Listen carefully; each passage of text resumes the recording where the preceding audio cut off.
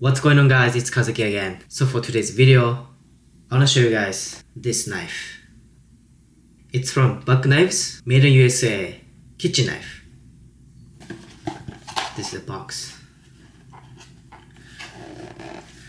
And I do cook a lot, and it's because I'm single and I live myself.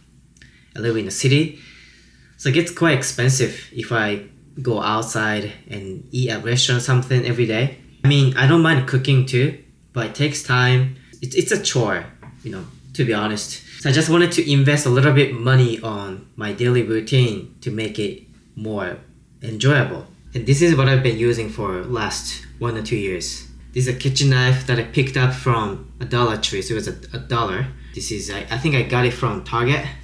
I didn't do any care, so it absorbed the water and it's bent.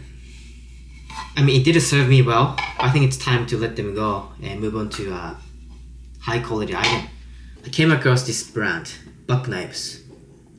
They're in the business since 1902, so it's been over 100 years. See right here? And I actually do have their pocket knife that I bought last year. So they have different kinds of knives that you can choose from. So this is more like everyday carry or like a camping knife. And just recently found out they make a kitchen knife too. So I decided to buy this knife.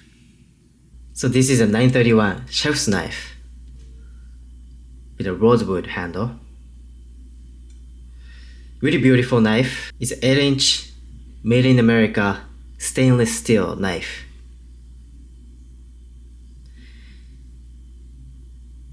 Really beautiful.